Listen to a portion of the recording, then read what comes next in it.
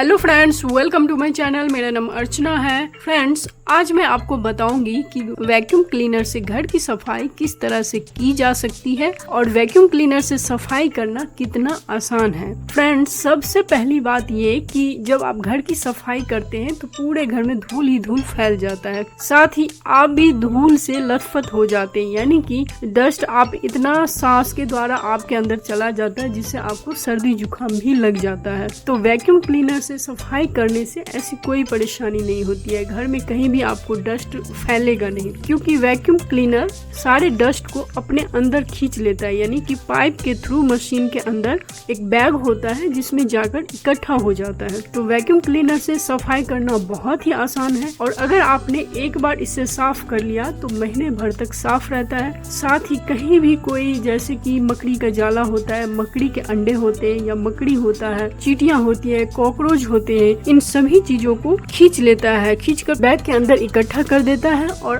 बाद में फिर आप इसे जब बाहर झाड़ देते हैं तो घर के अंदर से जो भी कीड़े, कॉकरोच, चींटियां या मकड़ी के जाले कुछ भी होते हैं वो सभी आप इसे बहुत ही आसानी से खींच सकते हैं। तो चलिए आज हम इसी टॉपिक को इस वीडियो में दिखाएंगे कि वैक्यूम क्लीनर से हम अपनी घर की सफाई किस तरह से आसानी से कर सकते हैं। तो सबसे पहले कि आप देख सकते हैं कि मेरे पास एक मशीन है जो कि ये वैक्यूम क्लीनर है और ये बड़े साइज का है, यानी कि घर की सफाई के लिए है। इसके साथ कई इंस्ट्रूमेंट दिए जाते हैं जो इसको जोड़ कर ऐड करके हम हर तरह की सफाई कर सकते हैं, जिससे इसकी सफाई करना बहुत ही आसान होता है। जैसे कि आप देख सकते हैं कि ये एक बड़े साइज का पाइप होता है और साथ में दो छोटे छोटे प्लास्टिक के डंडे हैं जो कि वो भी एक पाइप ही है। तो हम इस तरह से दोनों पाइप को जोड़ देते हैं, क्योंकि जोड़कर हमें इसे अगर लंबा करना है बहुत दूर तक, यानी कि जाला साफ करना है आपको, तो इन दोनों पाइप को हम जोड़ देते हैं। और इसके बाद आप देख सकते हैं कि ये एक छोटा सा है, ये है जाला खींचने वाला। तो सबसे पहले हम जब घर की सफाई करते हैं तो हमें सबसे पहले ऊपर की सफाई करना चाहिए, यानी कि जाले झोलना चाहिए, जाले निकालना चाहिए, छत की सफाई करनी चाहिए, क्योंकि वो सभी सफाई जब करते हैं तो सब नीचे ही गिरता है। लेकिन वैक्यूम क्लीनर की खासियत है कि नीचे बहुत कम गिरता है, सारा मशीन के अंदर चला जाता है। तो इसके बाद आपको इस पाइप को जोड़ने के बाद इसके अंदर एक बिजली का प्लग होता है, जिससे इस तार को खींचकर हम कहीं भी बिजली के प्लग के साथ हम जोड़कर इसमें करंट को पहुंचाना है। जैसे कि आप देख सकते हैं कि यहाँ मैंने ज्वाइंट कर दिया और यहाँ से इसमें करंट आ गया। अब मैंने इसे ऑन कर दिया है।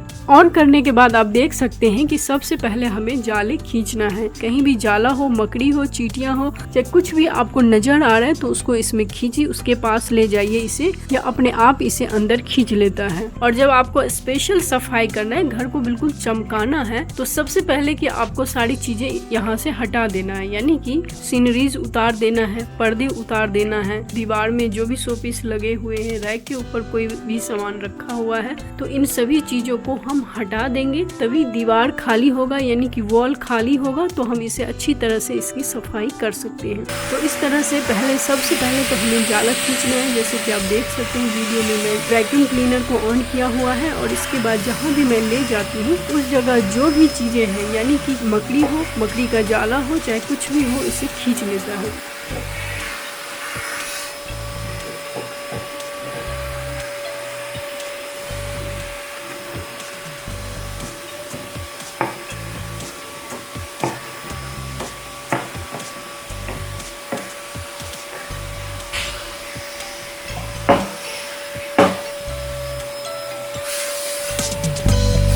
ऊपर के जाले निकालने के बाद मैंने पर्दे भी निकाल दिया है, क्योंकि मुझे पर्दों की भी सफाई करना है, इसे भी धोना है और इसके डंडों की भी सफाई करना है। पर्दे निकालने के बाद आप देख सकते हैं कि खिड़की का एरिया बिल्कुल खाली हो गया है, तो मैं यहाँ से भी खींच रही हूँ। जैसे कि मेरी दीवारें कच्ची है, यानी कि गवर्नमेंट क्वार्टर है, तो इसमें पुराने जमाने का ही बना हुआ है। तो यहाँ पर आप देख सकते हैं कि चींटियां बहुत आ जाती हैं, चींटियां रोज ही मिट्टी कर देती है, तो मैं इनको बहुत ही आसानी से खींच पा रही हूँ। इस तरह से अगर आप चलाते हैं तो ये मशीन अपने आप ही इसे सारे मिट्टी को, डस्ट को अपने अंदर खींच लेता है। इसके बाद इतना ही नहीं, इससे आप घर की झाड़ू भी लगा सकते हैं, पोछा भी लगा सकते हैं और देख सकते हैं कहीं भी थोड़ा सा भी डस्ट होगा तो हम इसे बहुत ही आसानी से खींच सकते हैं। जाले खींचने के बाद हमें इसमें दूसरा ब्रश लगाना है, यानी कि ब्रश टाइप का एक इंस्ट्रूमेंट है जिसे ऐड करके हम इसे जैसे कि कपड़े से जिस तरह से डस्टिंग करते हैं उस तरह से इससे डस्टिंग हो जाएगी। यानी कि खिड़की के जाले के ऊपर जो डस्ट रहता है इसे हम आसानी से साफ कर सकते हैं। विंडो डोर को साफ कर सकते हैं, जैसे कि आप वीडियो में देख रहे हैं। तो इसी तरह से आप बहुत ही आसानी से चीज़ों को साफ कर सकते हैं। इससे हम फ्लावर पॉट भी साफ कर सकते हैं, फ्लावर को भी साफ कर सकते हैं। तो इस तरह से आपको साफ करना है।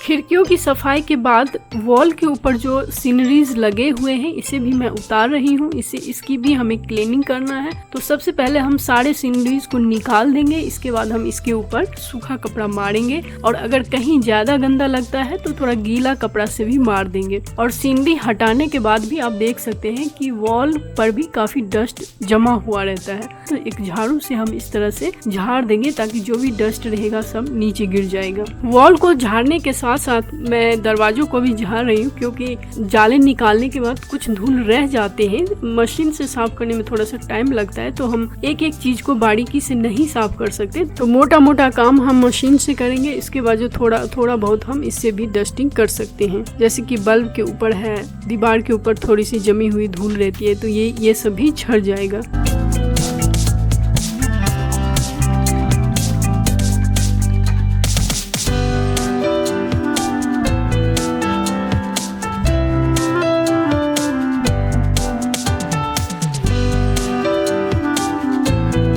दीवारों को साफ करने के बाद पर्दों के डंडों को भी साफ करेंगे। तो एक गीला कपड़ा लेंगे और इसे इस तरह से साफ करके दोबारा से हम इसे हैंग कर देंगे। पर्दा को मैंने बाहर रख दिया है धोने के लिए। जब वो धुल जाएगा तो साफ करके लगाएंगे।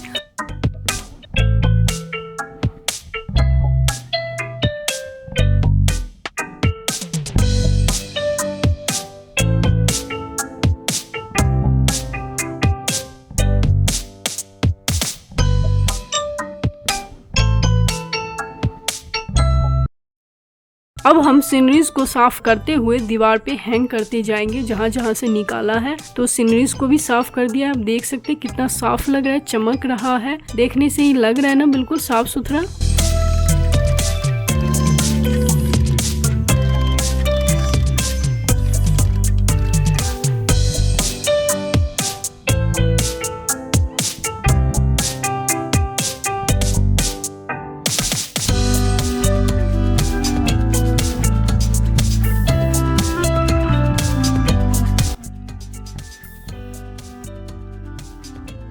वॉल की सफाई करने के बाद अब हम करेंगे पंखों की सफाई। पंखों की सफाई करने से पहले हमें सर एंड आईज नोज को ढक लेना है, क्योंकि जब हम हेड को ऊपर करके सफाई करेंगे तो सारे धूल मिट्टी हमारे ऊपर ही गिरता है। तो मैंने एक दुपट्टा ले लिया है, सर को ढक लिया है और मास्क भी लगा लिया है। और अब हम इसकी सफाई करेंगे। चाहे तो आप ग्लव्स भी लगा सकते हैं। अगर आप अपने हैंड को बचाना चाहते हैं तो ग्लव्स भी लगा सकते हैं, बट मैं वैक्यूम क्लीनर से कर रही हूँ तो मुझे ग्लव्स लगाने की जरूरत नहीं है। तो इस तरह से आप वैक्यूम क्लीनर से सफाई करने के लिए 2 लोगों की जरूरत है। जैसे कि मैंने एक के हाथ में डंडा पकड़ा दिया है जो पंखा को रोक कर रखेगा, क्योंकि जब हम पंखों की सफाई करते हैं तो ये घूम जाता है। तो इसे रोकने के लिए मैंने एक डंडा से रुकवा दिया है और इस तरह से हम मशीन को ऑन करके इसके ऊपर चलाएंगे तो सारा डस्ट इसके अंदर आ जाएगा, यानी कि हमारा पंखा बिल्कुल क्लीन हो जाएगा।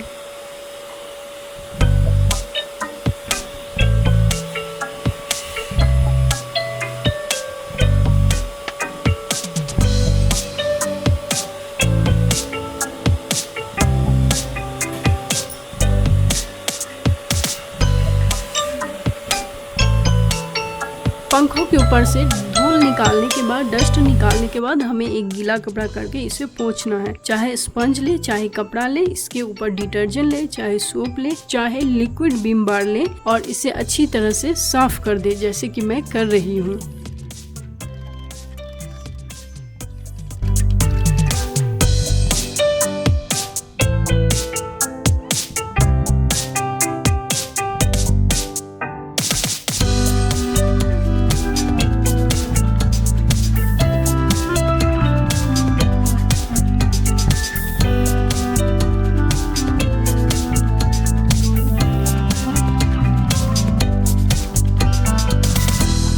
पंखों की सफाई करने के बाद हम रैक की सफाई करेंगे, यानी कि शोकेस की सफाई करेंगे। तो इसके ऊपर जितने भी सामान है सबको नीचे उतार देंगे। इसके ऊपर हम डस्टिंग करेंगे, साफ करेंगे और इसके ऊपर मैंने जो शीट बिछाया हुआ है इसकी भी क्लीनिंग करेंगे।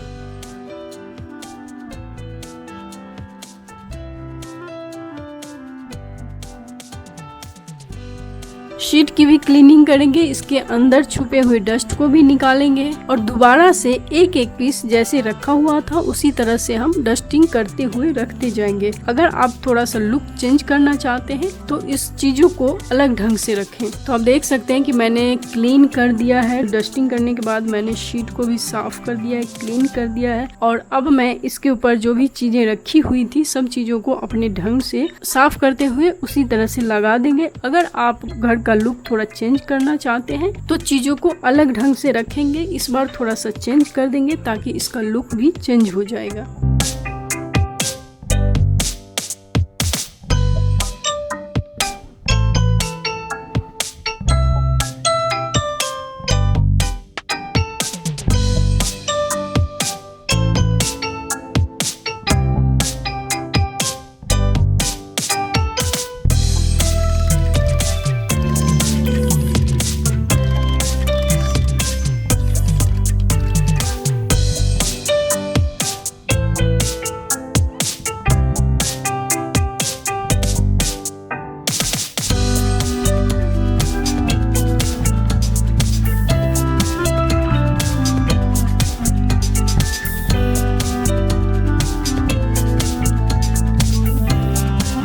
और सबसे आखिर में हम नीचे की चीजों की सफाई करेंगे, यानी कि अब मैंने ऊपर की चीजों की सफाई कर लिया है और अब हम नीचे की चीजों की सफाई करेंगे। जैसे कि फ्लावर पॉट है तो सबसे पहले हम फ्लावर पॉट की सफाई करेंगे। जो आर्टिफिशियल फ्लावर पॉट होता है इसकी हम सफाई करेंगे। तो वैक्यूम क्लीनर से इससे भी साफ करना बहुत ही आसान है। ऑन करने के बाद अब इस तरह से इसके ऊपर चलाएंगे तो यह सारा डस्ट खींच लेगा। पत्तों से भी एक एक करके डस्ट खींच ले, बट ध्यान रखें जब फूलों को साफ करते हैं तो हल्का हल्का ही चलाएं, क्योंकि इसमें इतना प्रेशर होता है, खींचने की इतना प्रेशर होता है कि इस फ्लावर्स को भी अंदर खींच सकता है। तो सावधानी पूर्वक इसकी क्लीनिंग करें। फूलों की सफाई करने के बाद इसके नीचे जो पत्ते हैं इसको भी हम इस तरह से साफ करेंगे। तो ऐसे साफ होता है जैसे कि आपने पानी से साफ किया हो या गीला कपड़ा से भी इतना साफ नहीं होता है जितना इस मशीन से साफ हो जाता है।